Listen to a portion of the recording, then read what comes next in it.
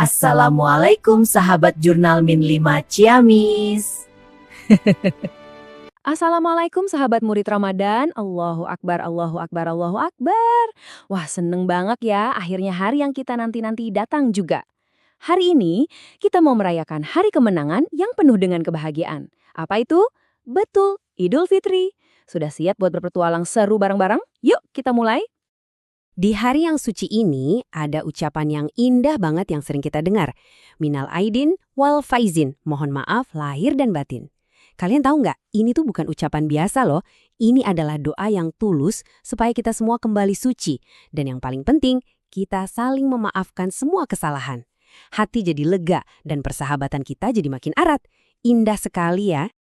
Nah, sekarang aku punya teka-teki nih buat kalian. Setelah sebulan penuh kita jadi pahlawan kecil yang berhasil menahan lapar, haus, dan terus sabar di bulan Ramadan, hari kemenangan besar apa ya yang kita rayakan? Ada yang tahu? Hebat, betul sekali. Jawabannya adalah Idul Fitri. Nah, sekarang yuk kita cari tahu lebih dalam lagi.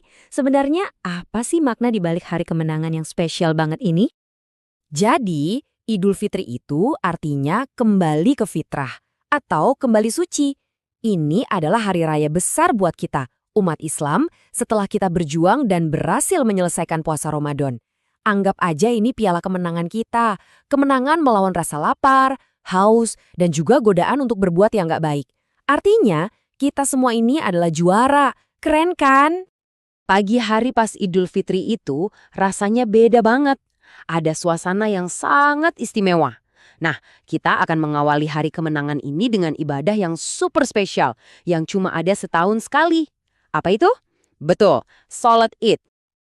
Tapi sebelum berangkat sholat Id, ada 3 langkah persiapan keren yang diajarkan Nabi Muhammad SAW. Ini namanya sunnah. Pertama, kita mandi supaya badan bersih, segar, dan wangi. Kedua, kita pakai baju kita yang paling bagus dan paling bersih. Terus yang ketiga, jangan lupa sarapan sedikit, misalnya makan beberapa buah kurma. Ini sebagai tanda kalau hari ini kita udah nggak puasa lagi.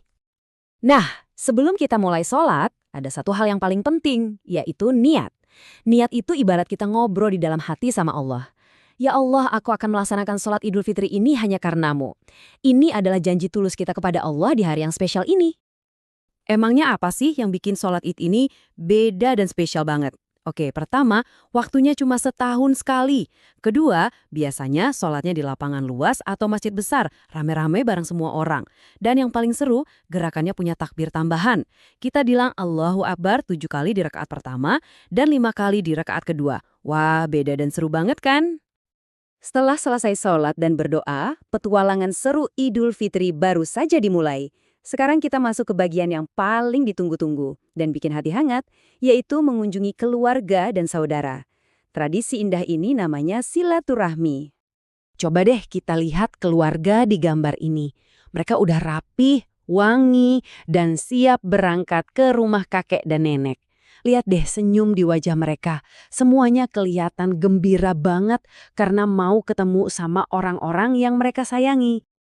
Dan setibanya di sana, inilah momen yang paling bikin terharu. Mereka bersalaman, mencium tangan kakek dan nenek sambil dengan tulus meminta maaf. Ini adalah contoh adab yang sangat mulia, di mana yang lebih muda menunjukkan rasa hormat kepada yang lebih tua. Kalimat mohon maaf lahir dan batin ini maknanya dalam sekali loh. Lahir itu artinya kesalahan yang kelihatan. Misalnya kita nggak sengaja mecahin gelas. Kalau batin itu kesalahan yang ada di dalam hati. Misalnya kita pernah merasa kesal sama seseorang. Nah, dengan minta maaf untuk keduanya, hati kita jadi bersih total dan hubungan keluarga jadi makin penuh sayang. Hati sudah bersih, sekarang saatnya perut diisi. Setelah saling memaafkan, waktunya kita berbagi kebahagiaan. Caranya gimana? Tentu saja dengan makan-makan enak, cerita-cerita seru, dan ketawa bareng-bareng. Wah, coba lihat deh hidangan di meja makan itu. Ada ketupat, opor ayam, rendang, kue-kue lebaran.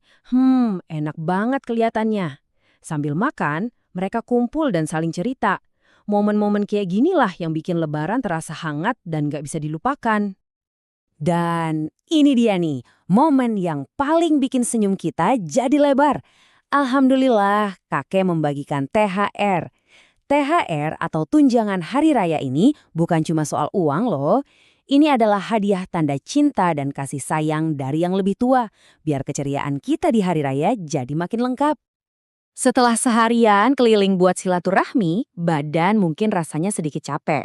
Tapi coba rasain dah hati kita, pasti senang banget kan? Rasa capeknya nanti juga hilang, tapi kenangan bahagia ketemu keluarga bakal selalu kita ingat. Nah, itu dia rasanya, capek tapi seneng. Serunya hari Lebaran mungkin cuma beberapa hari, tapi semangat kebaikannya harus kita jaga terus. Nah pertanyaannya, gimana ya caranya biar semangat Idul Fitri ini tetap ada di hati kita sepanjang tahun? Idul Fitri itu mengajarkan kita banyak hal hebat. Kita belajar untuk selalu bersyukur atas semua nikmat dari Allah. Kita belajar untuk menunjukkan kasih sayang ke keluarga dan teman-teman. Kita belajar juga buat memperkuat persaudaraan kita dengan semua orang. Dan yang paling penting, kita berjanji untuk terus menjaga kebaikan yang sudah kita latih selama bulan Ramadan. Oke, sebagai penutup, aku punya tantangan seru buat kalian. Coba sekarang pejamkan mata sebentar dan ingat-ingat, apa sih pengalaman Idul Fitri yang paling bikin kalian bahagia tahun ini? Apa pas dipeluk sama nenek? Atau pas main bareng sepupuh? Coba tulis atau gambar ya di jurnal Ramadan kalian. Ingat, Idul Fitri adalah hari pertama kita untuk memulai lembaran baru, untuk jadi anak yang lebih baik lagi. Selamat Hari Raya Idul Fitri, mohon maaf lahir dan batin. Sampai jumpa lagi, sahabat murid Ramadan. Assalamualaikum warahmatullahi wabarakatuh.